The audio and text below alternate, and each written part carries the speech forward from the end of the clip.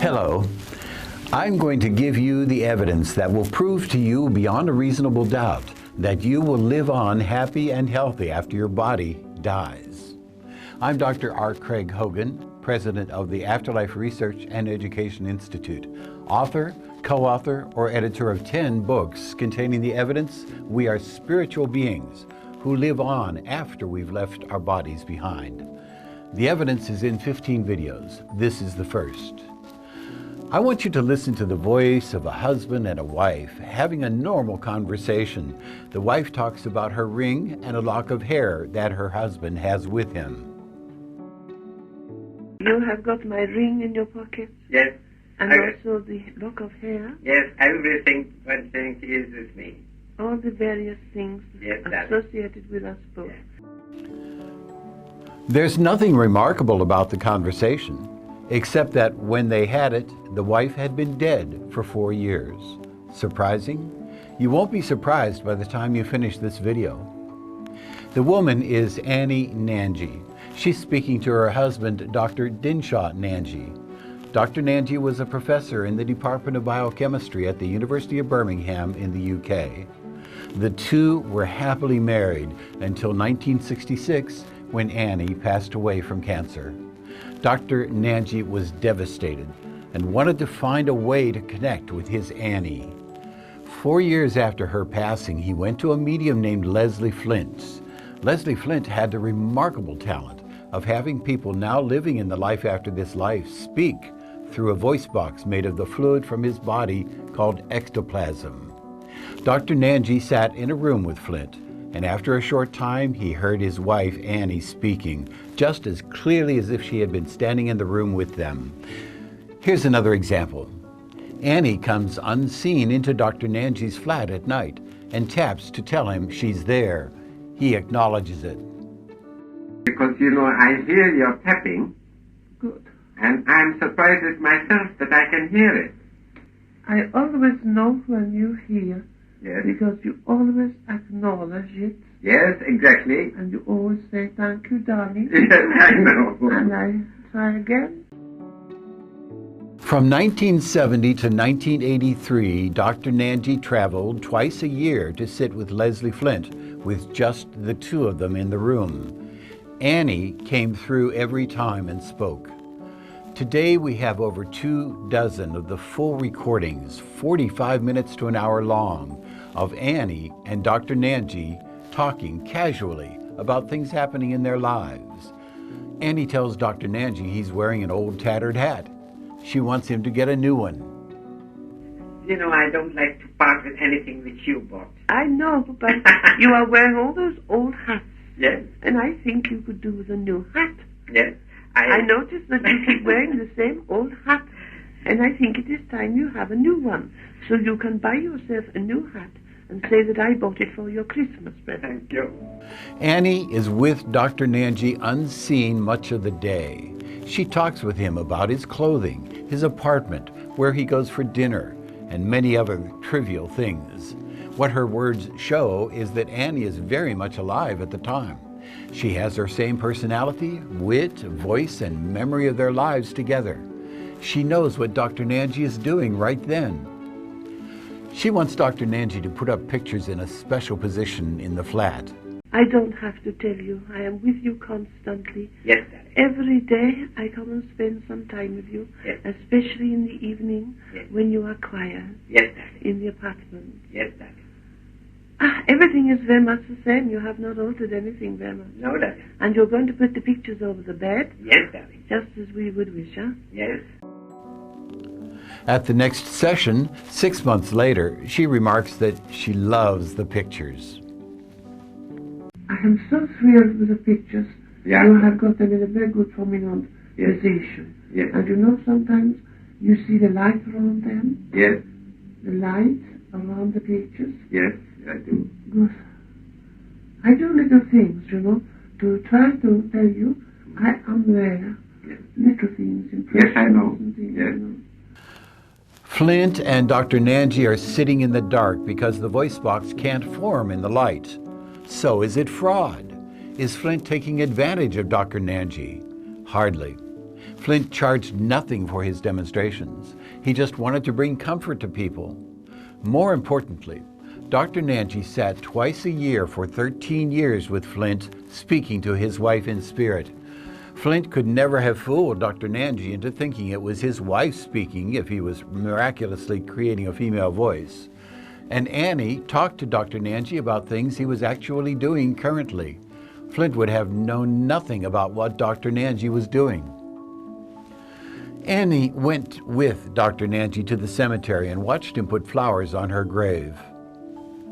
Why do you still go to the cemetery? Well, darling, how can I pass your birthday without my...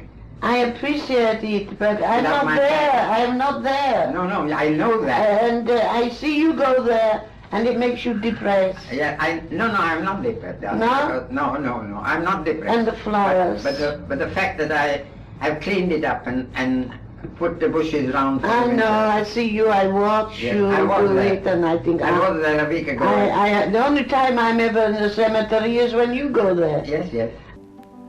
Annie saw the gravestone he had put on their graves and kidded him that she couldn't understand why he had a gravestone with their names on it, but he wasn't there yet.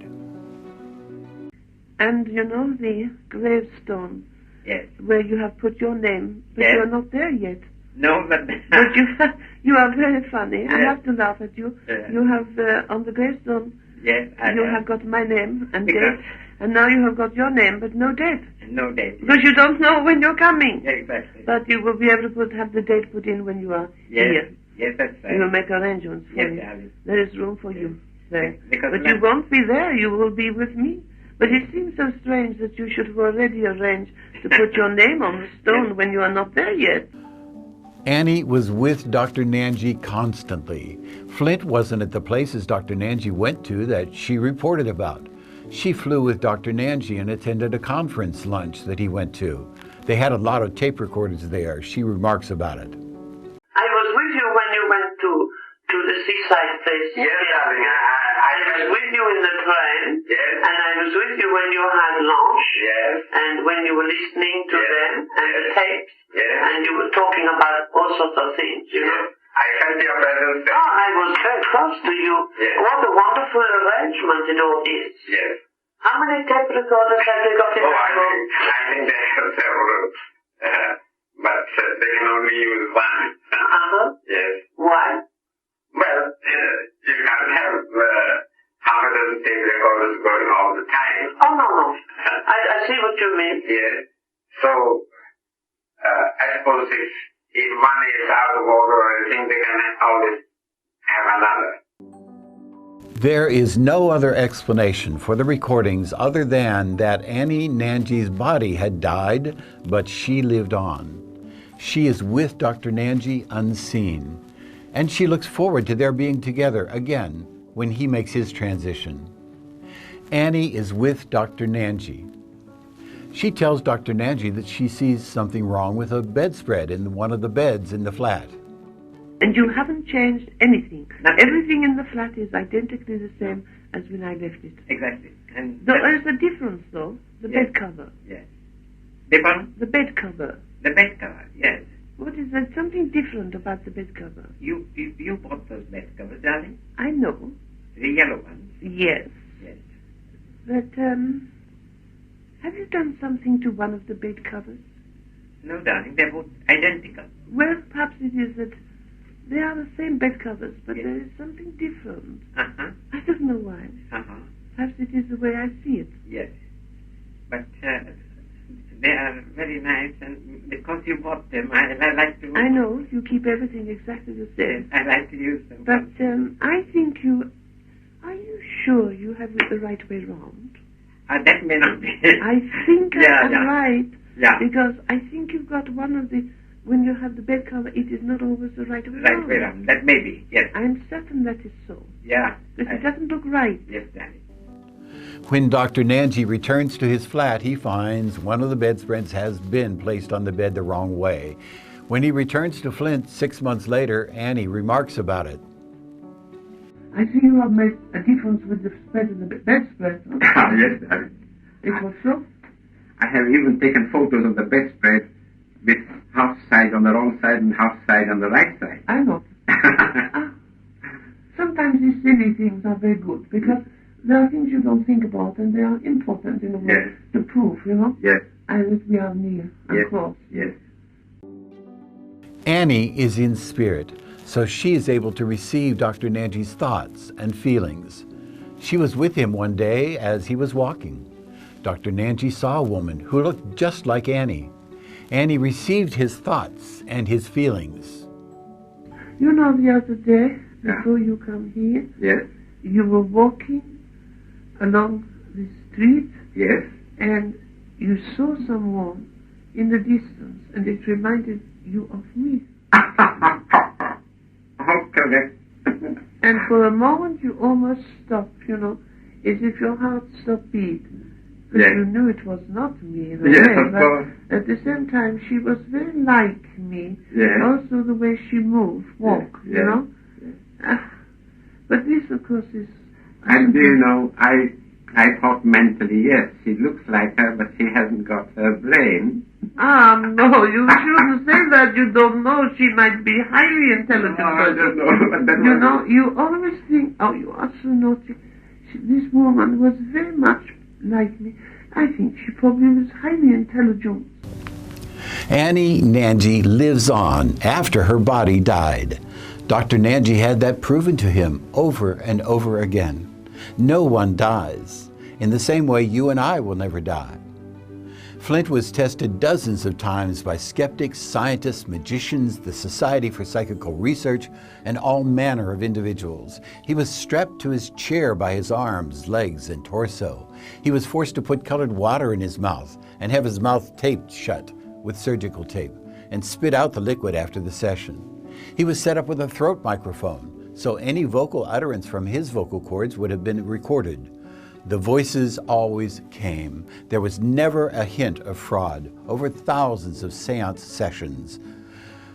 For even more evidence, you will continue to live after your body dies. I want you to listen to the voice of a soldier named Michael Fearon, speaking to his mother, Alice Fearon, 10 years after his body had died on the battlefield in World War II. His mother, Alice Fearon, sat with Flint many times starting in 1954, speaking casually about what was going on in their lives. Only Flint and Alice Fearon are in the room. Michael speaks in a male voice. Notice that it's decidedly different from Annie's. Satisfactory, obviously. I mean, I love coming to talk to you. It's a wonderful opportunity, and it means so much to me, as indeed it does to everybody who has the opportunity to come to speak to those who they love on earth. I know. It Speaking would very make such a vast difference to people if they understood this and realized that death isn't what they think it is. It isn't this There is severing no of the death, contact is there? between us. There is no death. It's only an illusion. Man has created death in his own mind. The BBC interviewed Alice Fearon after playing that recording on a show, asking if that was her son. She asserted in the interview that she should know her own son. That was him speaking. Today we have thousands of these recordings, sons and daughters talking to parents, spouses talking to each other, parents talking to their children. Only a person living in the life after this life could carry on the extended personal conversations, and they happened repeatedly. That was the case with Douglas and Ira Conacher. Douglas and Ira had married later in life. Douglas was 58 when they married. Ira was 39. Douglas transitioned before Ira in 1958. Ira came to Leslie Flint in 1965 to communicate with Douglas. She met with Flint 40 times between 1965 and 1967, happily speaking about their lives together. In this recording, Ira begins by asking Douglas if he made a light appear in her room the previous night. Was that your light I saw last night? Yes, I'm wondering if you do see as much as I hope you do. I try to attract your attention in various ways, and I felt sure, in fact, the other evening, I felt sure you realized I was there. You do see my face, if you don't see me. Yes. You know, sometimes during your sleep you can't get a deal with together. Yes. Together a great deal in there. Really. I wish I could remember. I have occasionally remembered. Yes. Then you decided to stay as you are, or what? Are you thinking of making a change? Well, you told me to remain where I am at the moment. Yes, that's what I think. I think it would be well advised to stay put, not to make any change for the moment. I don't think it could be much point in it. It would be a good idea to do anything drastic. Yeah. Well, I have so many interests. I don't know. Yes. Darling, I haven't asked after your favourite cat lately. Well, very well. How's he getting on? Fine. You know, I do love my animals. Yes. You did love that cat very much. As much as I love you. No, so I'm awfully glad you still love me. Of course I do. I won't share. I'm just waiting for the day to enjoy me. Yes. Years come and go. Time will pass. Wish we together. That would be lovely. These people who have lived normal lives on earth have left their bodies behind to go on to the life after this life. They were able to return to earth to speak casually and lovingly with people who knew them well. A wife, a husband, and two mothers knew without a doubt it was their loved one speaking to them. They recognized the unique voice quality, personality, references to current events, reminiscences of past events in the people's lives, and loving words. Annie, Michael, Douglas did not die when their bodies died. They remained happy and healthy after leaving their bodies behind. They were then able to spend time on earth unseen with their loved ones anytime they wanted to. In the same way, when you leave your body behind, you will not die. You'll be healthier and happier than ever. You'll be able to visit your loved ones when you want to, and you will never die.